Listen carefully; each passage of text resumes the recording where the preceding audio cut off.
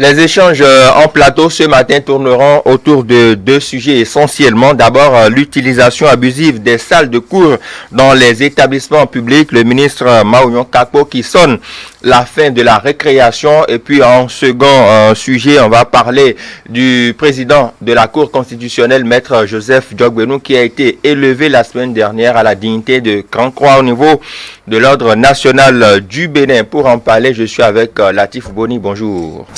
Bonjour. Bonjour à chacun. Bonjour à tous. Journaliste ici à ETélé. Merci pour la disponibilité. En face de vous, Geoffroy Gounon, acteur politique, analyste également. Bonjour. Bonjour, chers journalistes. Bonjour, chers auditeurs. Merci d'être là.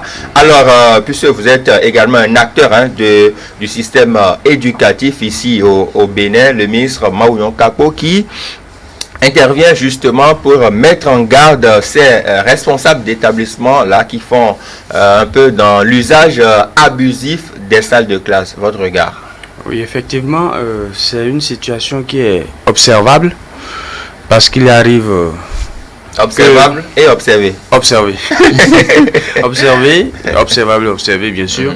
Il arrive que nous constations dans les établissements, ce qui est un fait, que ça soit privé ou enfin que ça soit primaire ou du secondaire, que les établissements soient loués aux fins des cérémonies pour des colloques, pour certains travaux à titre privé et qui vont pas dans la droite ligne peut-être de ce que l'État aurait voulu que cela soit. Je crois que c'est juste pour placer, pour redonner le blason des établissements primaires, des établissements publics. C'est pourquoi le ministre a pris cette décision. Cette décision, oui. D'accord. On reviendra sur la profondeur tout à l'heure. Latif Boni, quand on voit le tableau peint par Geoffroy Gounon, c'est vrai que c'est un secret de polichinelle. Chaque week-end, les établissements sont prêtés pour telle manifestation, un baptême par-ci, une communion par-là, et même des manifestations politiques. On en a enregistré par le passé.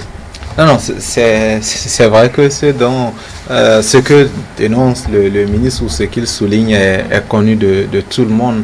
C'est tellement connu que c'était devenu, on va dire, normal, ordinaire. Enfin, occuper un établissement public, ça allait de soi.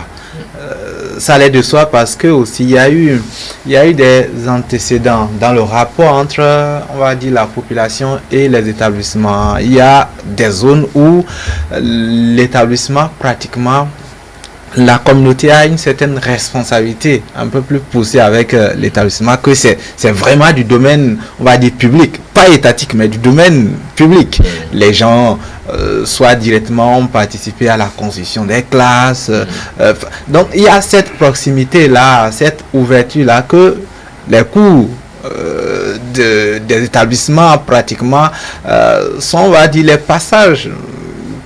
C'est considéré comme ce que avant on pouvait appeler les places publiques, si vous voulez, dans certains quartiers, dans certaines zones, certains villages, les plus grandes places publiques, c'est bien ça, les établissements. Et donc, je pense à un moment donné que c'est en partie l'État qui avait cédé son regard en réalité à la population, donc aux individus. De ce point de vue-là, de la responsabilité au fait de protéger les deux choses sont liées. Vous avez des zones où parfois l'homme politique ou les hommes politiques ont tellement contribué aussi à maintenir les établissements que, bon, prêter ce sur quoi ils ont investi, il n'y a pas, on va dire, il n'y a pas de contraintes. C'est chose normale. C'est chose normale. Donc, je pense que, bien évidemment, de plus en plus, l'État est de retour dans ce giron-là, retour, que ça soit au niveau des ressources humaines, avec tout ce qu'il y a eu comme, je ne vais pas dire investissement, mais cadrage au niveau de ce qu'on a appelé aspirants et tout ça. Donc l'État est de retour, sans doute aussi en matière de dotation, en matière aussi d'infrastructure, tout ça, et l'État veut sécuriser ce que son retour lui coûte. C'est comme ça que moi je perçois les choses. Mais après, bien évidemment, quand c'est l'État qui parle, on se dit, bon, la chose sera facile à être appliquée parce que finalement aussi, hein, on ne parle pas de la cour ou des cours des écoles, des établissements, on parle des salles. Ceux qui ont besoin de salles, c'est bien des gens, enfin, comme Stanislas, des cadres, si vous voulez, et parfois même des responsables, si ce n'est des politiques comme votre invité de ce matin. Donc, je pense que la question sera très vite réglée. Bien évidemment, aujourd'hui, il est de bon ton que chacun sache que quand on a une manifestation, quand on a un événement, il faut prévoir le cadre, que les écoles ne seront plus peut-être des passoires comme ça l'a été avant. C'est pas cher. Oui, il suffit juste de voir le directeur ou le gardien, parfois c'est réglé. Ce temps peut-être commence par vouloir s'éloigner, quoi. C'est ça. Alors vous parlez du coût justement de ces salles de classe, en tout cas de la négociation qui est faite. Je crois que non. Est-ce que cela ne justifierait pas peut-être cette accessibilité rapide qu'on constate au niveau de ces salles de classe? On sait que pour louer peut-être un hôtel ou bien un espace public appartenant à une personne ou bien à l'État, ça peut revenir cher, mais on peut négocier rapidement avec un responsable d'établissement. Il y a que parfois, parmi ces populations-là, on a des amis enseignants, on dit, bon, il faut voir ton directeur pour moi, pour qu'il fasse quelque chose, et puis ça passe très rapidement. Non, mais je le confirme, c'est comme ça se passe. Puisqu'en réalité, c'est quoi, à un moment donné, les établissements ont, dans les processus politiques, il arrive que ces acteurs-là, ou ceux qui sont un peu nantis, veuillent bien aider ces établissements en termes de logistique, en termes de bâtiments, en termes d'infrastructure, je veux dire. Alors quand ça arrive, on se dit, mais celui-là a un regard quand même sur l'utilisation de ce bâtiment-là, même s'il n'est pas impliqué dans la gestion, ne serait-ce que pour l'utilisation ou l'usage à un temps précis, ils peuvent quand même lui concéder ça. Ça ne peut pas tuer. Ça peut pas tuer. Donc voilà, et on peut lui concéder ça. Alors c'est dans ce cadre-là justement que c'est utilisé. Mais c'est appliqué comme une jurisprudence à tel enseigne que des responsables de ces établissements-là en abusent. En abusent dans le sens que, ah non, l'établissement c'est un établissement public. Avant de le prendre, il faut déposer quelque chose, il faut donner quelque chose. Je crois que c'est dans ce sens, c'est pour éviter cela. C'est pour combattre en quelque sorte cette corruption, ce genre de corruption qui se passe à cet endroit-là, pas ce couloir-là, que le ministre a pris cette décision. Il y a aussi ce cas-là, cet aspect-là qui est dedans. Je vais vous donner lecture tout à l'heure d'une petite partie de la note. Mais l'autre chose qu'il faudrait dire, quelqu'un plus intelligent que nous a dit que l'école est sanctuaire autant que la chapelle. Je crois que c'est Victor Hugo. On sait que quand on finit ces manifestations, les salles sont très sales. Ça, justement, les salles du coup sont très sales. Il y a des débris de nourriture, des bouteilles de boissons. Le lundi, quand les enfants sont là, eh bien bonjour, voilà, c'est difficilement qu'on fait les cours. C'est à eux maintenant de nettoyer tout ça. Il y a une partie, je sais pas trop, d'incivisme à ce niveau. Effectivement, oui, j'en venais. Mais on doit quand même dire d'abord que cette partie, ce type de corruption-là est combattu déjà en prenant cette décision. Et aussi, ça permet de mettre vraiment les salles de classe à la disposition de ceux dont ils doivent être utilisés. Parce que quoi?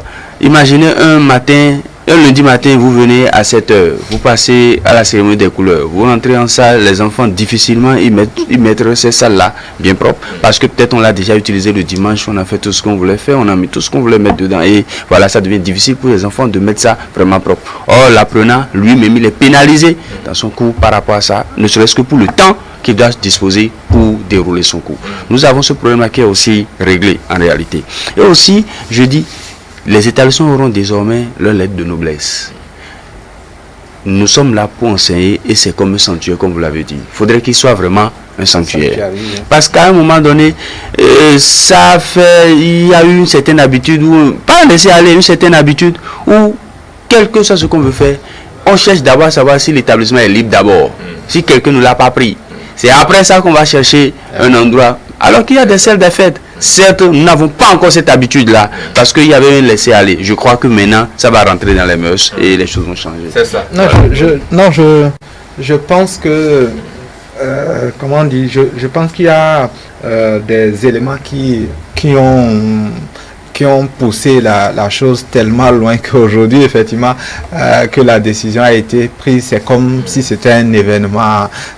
Ces choses-là, entre autres, vous savez, pour les petites villes, nous n'avons pas du tout une culture de bonne urbanisation.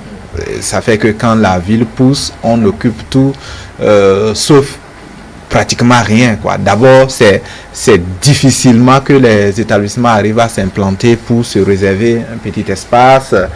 Ensuite aussi, il faut souligner que le seul espace que les gens peuvent avoir pour fêter en dehors des salles de fête qui, là encore, il faut qu'elles hésitent, ces salles-là. Donc, c'est bien évidemment les établissements. L'autre chose, c'est que la plupart de nos établissements ne sont pas fermés, c'est ouvert. C'est pas clôturé. Quand c'est clôturé, c'est pas fermé. Et même les salles elles-mêmes, elles ne sont souvent pas fermées. Il n'y a pas de porte. Il n'y a pas de porte. Donc, ce sont des éléments préalables. Je pense que sans doute, ces préalables-là seront réglés. Après ça, bien évidemment, la responsabilité des dirigeants de ces centres-là, de ces lieux d'enseignement, leur responsabilité, elle est engagée.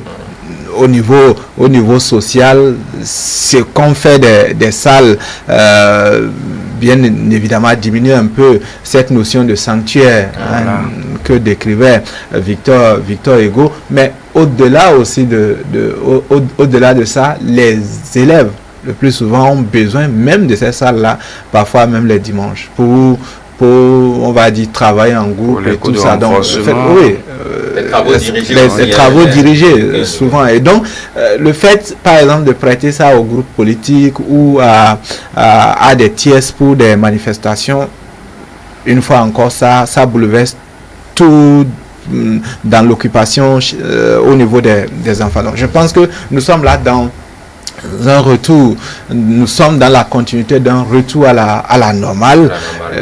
Et c'est vrai que avant la décision, sans doute, beaucoup de personnes voyaient en quoi c'est un peu anormal. Aujourd'hui, que le glas soit sonné par le ministre, je pense que ça devait s'arranger. Parce que aujourd'hui, il faudra quand même, si on a des manifestations, savoir que dans la planification, parce que le plus souvent, on met le budget pour les salles, et puis on passe par les établissements, alors que dans le budget, c'est bien mis location de salles, retour à la normale. On va vous donner lecture. On dit ici, l'usage abusif des salles de cours des établissements publics d'enseignement secondaire, technique et de la formation professionnelle pendant les week-ends, congés et vacances sont interdits. À travers une note de service en date du 12 mars 2020, adressée aux directeurs départementaux du secondaire et chefs d'établissement, le ministre de ce sous-secteur de l'enseignement invite les autorités à faire bon usage de ces locaux. La suite, on dit, selon la note signée par le secrétaire général du ministre de l'enseignement secondaire, technique et de la formation professionnelle, Kofi André Adanyossi, des séminaires, ateliers et cérémonies s'organisent dans les établissements sans aucune autorisation du ministre. Au regard de ces irrégularités, précise le communiqué, il est demandé à tous les chefs d'établissement d'adresser une demande d'autorisation au ministre via les directeurs départementaux et leurs localités en vue de réglementer leur bon usage et sous le contrôle des autorités locales. Voilà un peu, Geoffroy Bounon. Ça veut dire qu'il faut s'en référer à la haute hiérarchie. C'est normal, c'est normal, parce que déjà, il faut savoir ce que nous mettons dans bon usage. D'accord? Il faut savoir ce qu'on met dans bon usage. Vous savez, c'est ce que je dis, il faut recadrer les choses. Voilà l'établissement qui est peut-être sollicité par une structure qui n'est peut-être pas une structure étatique, mais qui veut faire un travail qui concerne la collectivité, par exemple. Il va falloir quand même qu'on donne une autorisation. Et on ne peut pas refuser que cela ne se fasse. Alors pour cela, il faut forcément demander une autorisation à l'autorité hiérarchique. Et quand c'est comme ça, il faudrait forcément envoyer que les autorités à la base puissent... Et je vous dis, ça là par exemple, ça va toujours dans la droite ligne On va revenir à vous tout à l'heure. Oui.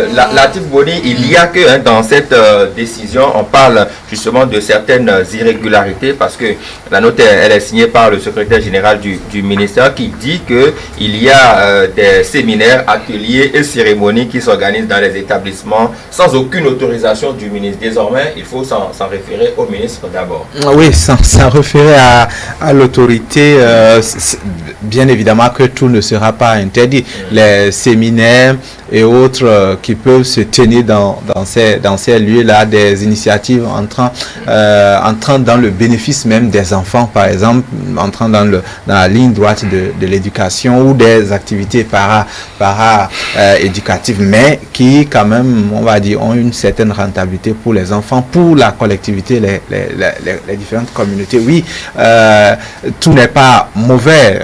Bien évidemment que des choses vont continuer par se tenir. C'est pour ça que la note évoque la notion d'abus en réalité. C'est l'abus et même aussi la tenue d'un certain nombre d'activités qui ne sont pas de nature, on va dire, à accompagner les enfants dans leur recherche de maturité. Il y a des fêtes, par exemple, qui s'organisent dans des établissements, dans des salles de classe, et le lendemain, le service après-vente n'est pas agréable. En tout cas, pas de nature à accompagner, on va dire, à faire du bien, si vous voulez, au moral et à la morale des enfants. Et donc, je pense que déjà le fait de parler d'abus, on veut scinder.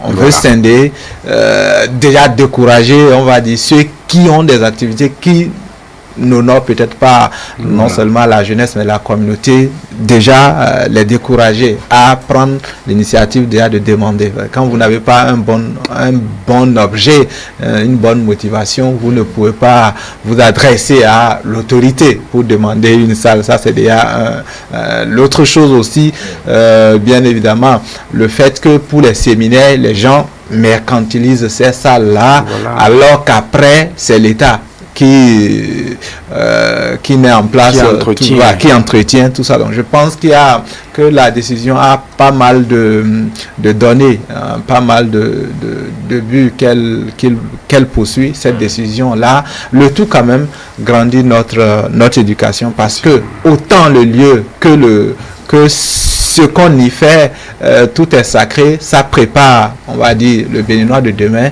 Il faut une certaine protection. C'est ça.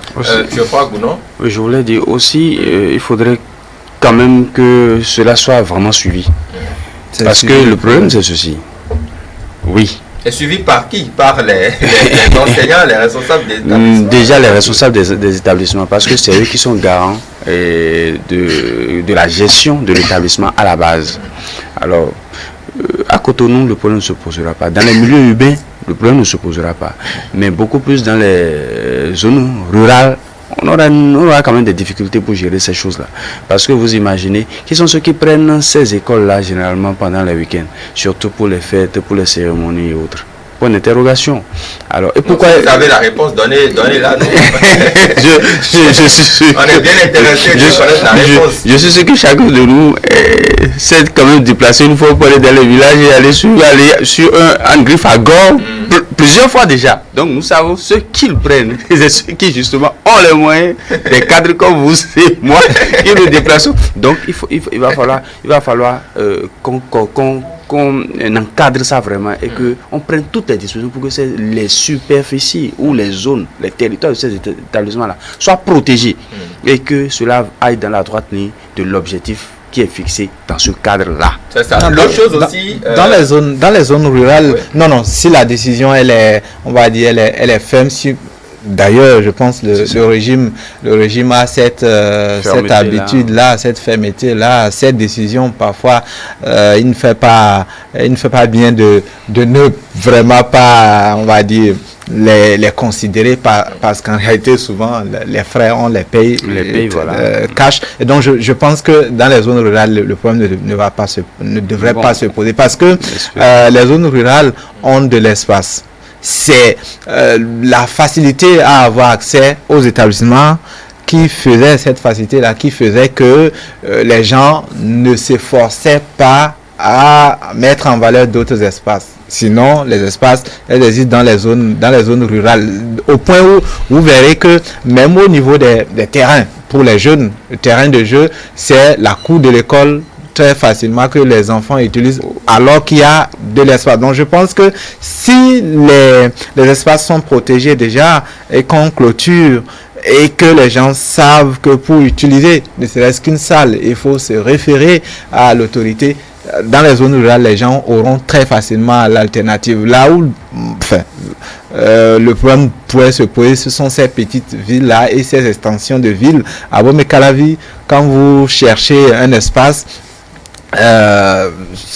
en dehors de quelques salles de fête, c'est vraiment difficile. On va dire que les gens se rabattaient très rapidement sur les écoles, les centres éducatifs. Donc, je pense que le problème là où le problème va se poser le plus, c'est plutôt dans les villes. Je crains que... on va pas faire un débat. Je dis en réalité, dans les zones rurales, pourquoi j'utilise des établissements? C'est parce que sûrement, à un moment donné, il faudrait quand même, surtout pour les fêtes, on utilise les salles de classe pour stocker, n'est-ce pas? la ration, non? Et quand c'est comme ça, on se pose là. Et aussi pour utiliser l'énergie électrique. Qui est il y a besoin. Ça. Et c'est ça, surtout. C'est ça.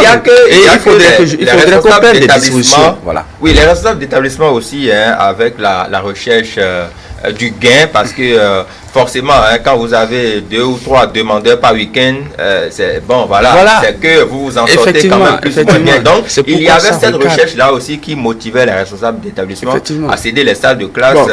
Il n'y avait pas le gendarme. Le gendarme est là, en fait. Voilà. C'est arrivé maintenant. Le gendarme est là.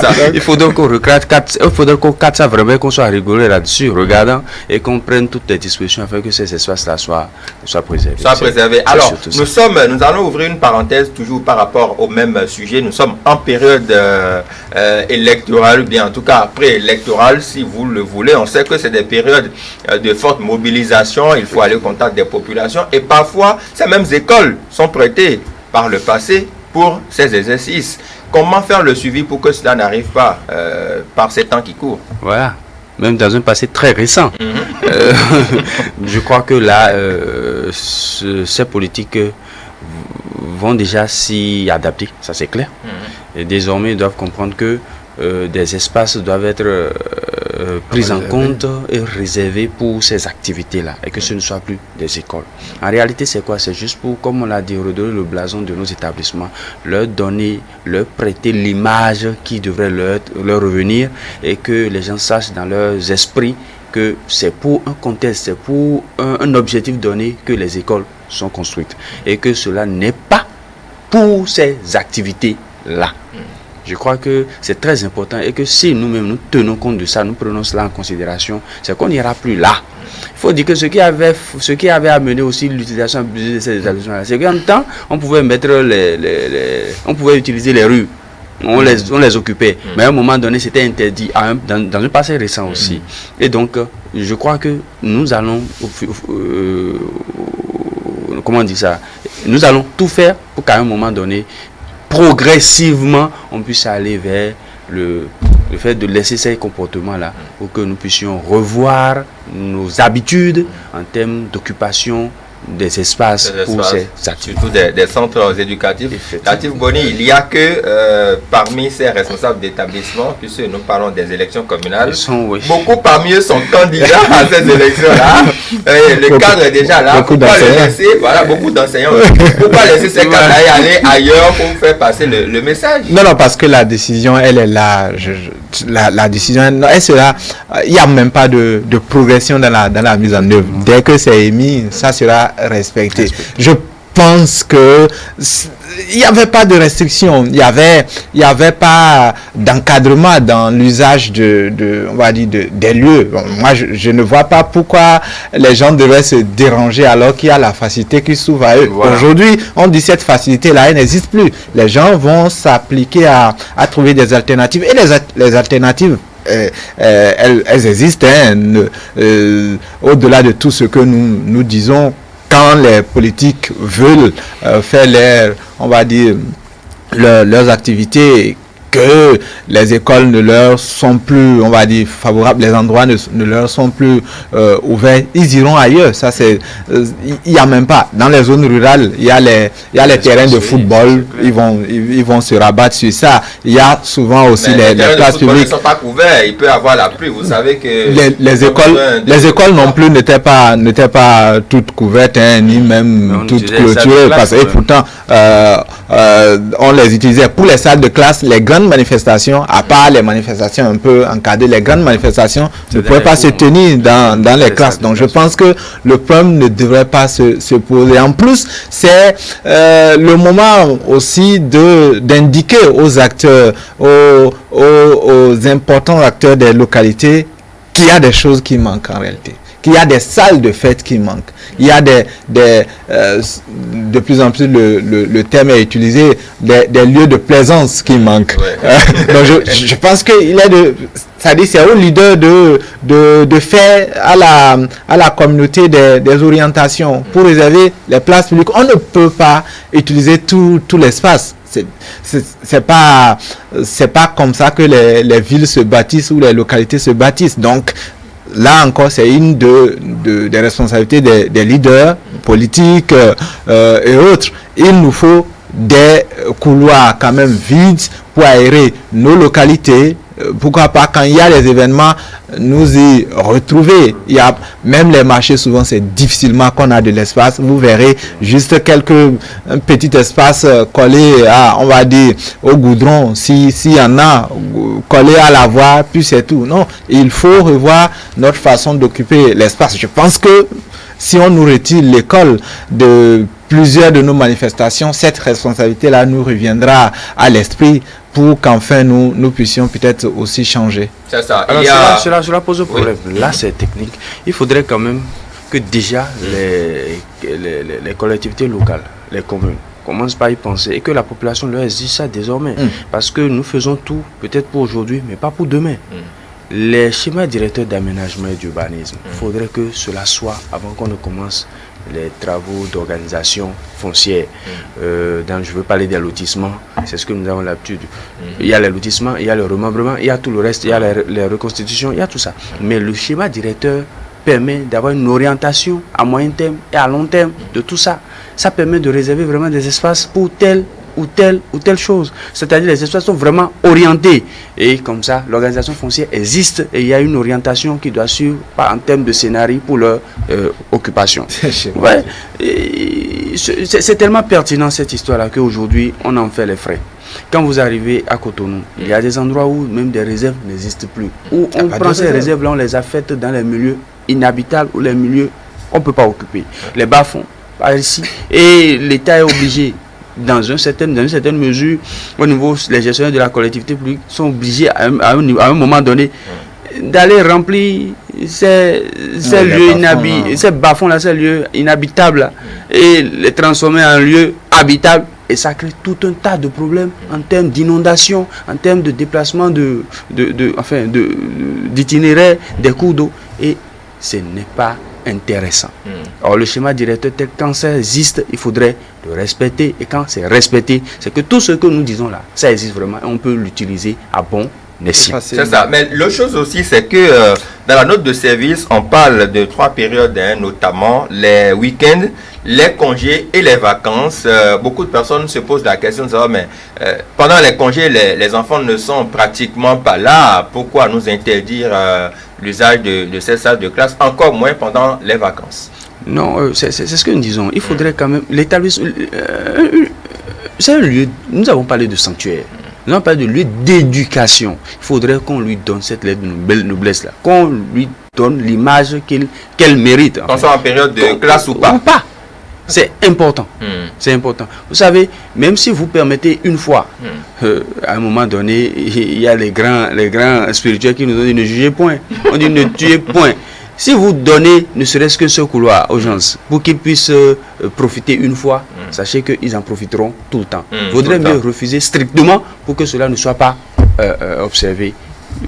Non, la raison pour laquelle il faut réserver l'école aux choses qui sont proches de l'éducation, c'est qu'au-delà de tout, c'est souvent les fêtes ou certaines manifestations sont des occasions de grands moments de dégradation du matériel, de la logistique scolaire. Donc je pense que c'est simple, les tables et bancs qui sont réservés pour les enfants de CI, CP, ces choses-là, quand vous venez obèses parce que revenus pour des manifestations qui on va dire, ne concernent en rien l'école.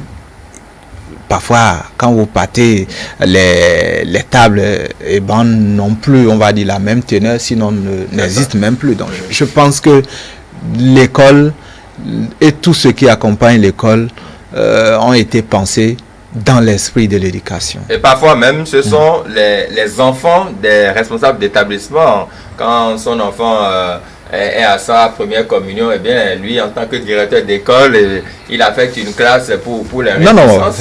Non, c'est vrai, on ne va pas non plus, nous concentrer sur la culpabilité des responsables d'établissement seuls. Parfois, les pressions sociales, vous savez, les responsables d'établissement ne sont pas forcément chez eux. Ils sont... les affectations et tout ça, imaginez dans un village ou dans une ville, imaginez toute la chaîne de pression politique, de pression sociale qu'un dirigeant d'établissement peut avoir. Ce n'est souvent pas facile. En plus, il n'y a pas de décision qui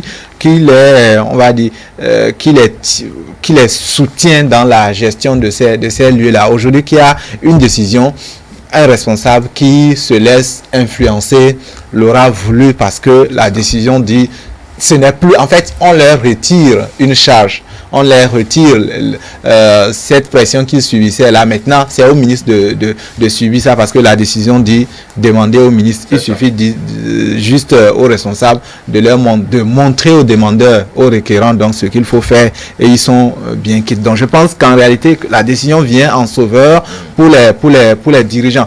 Certains dirigeants savent, dirigeants d'établissement bien évidemment, savent plus que nous que l'école est un sanctuaire et que ce qui fait du sanctuaire un sanctuaire, c'est bien évidemment le comportement ou toutes les pratiques qui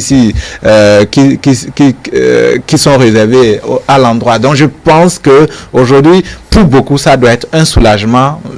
Les gens ne gagnent pas non plus grand-chose. Mais quand même, ces petites choses-là, les aider.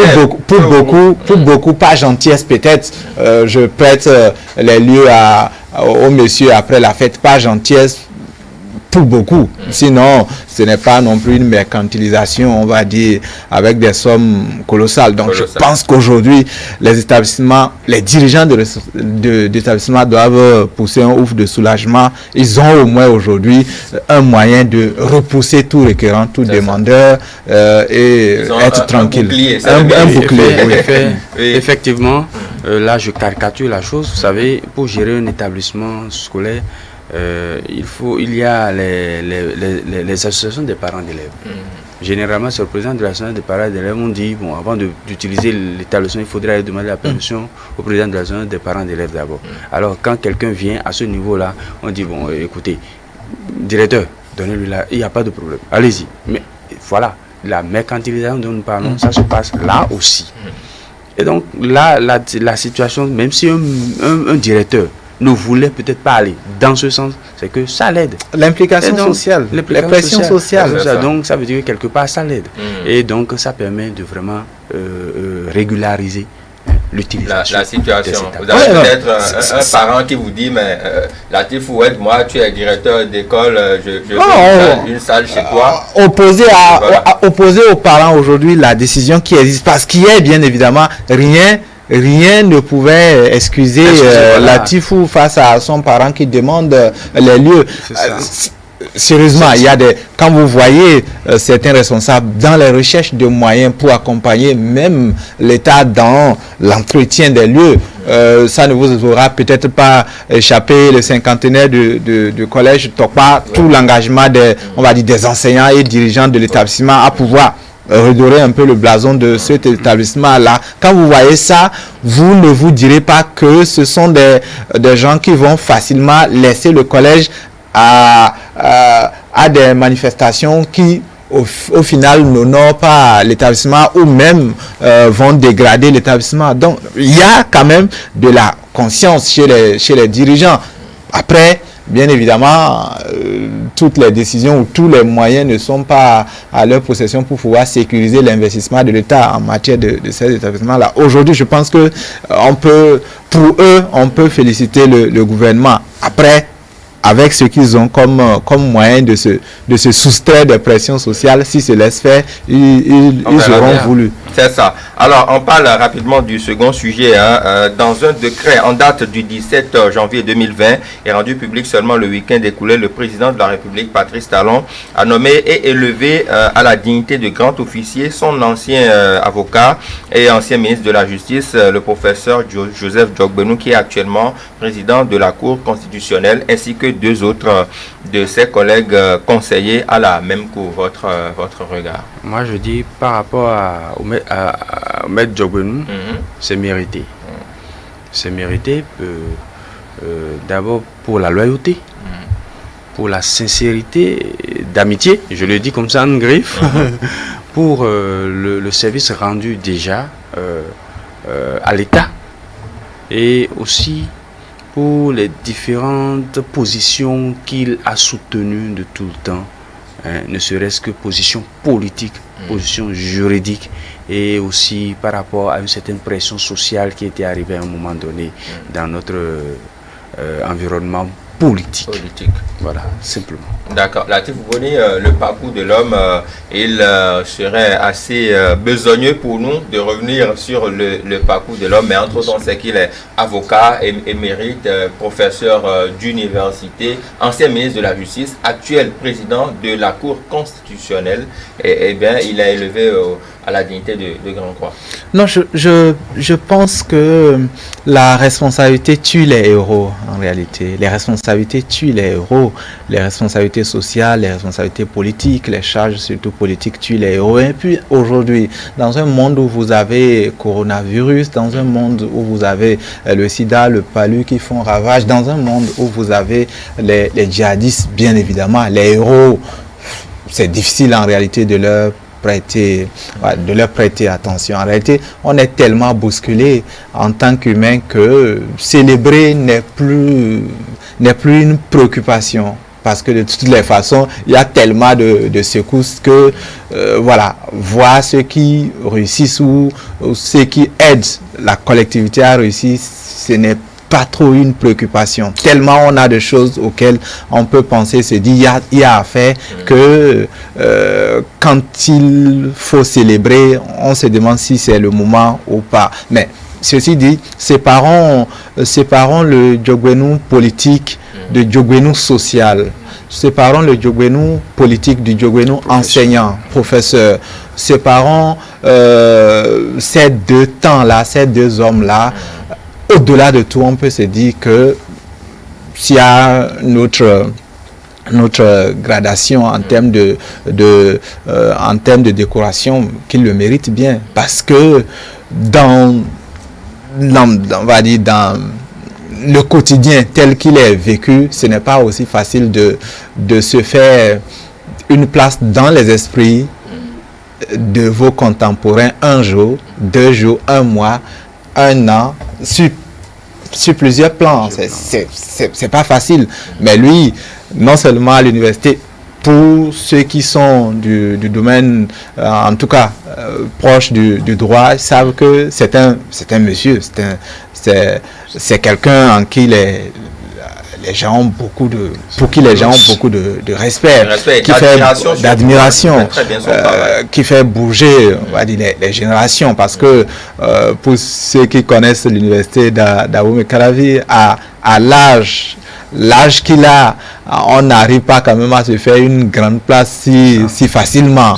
Mais lui, il a réussi ça. Donc, pour des questions de contribution à l'éducation nationale, des recherches universitaires, pour même des positions parfois aussi qui ont poussé la doctrine à beaucoup se bouger, pour l'audace, je pense que si on s'en arrête là, il peut être décoré.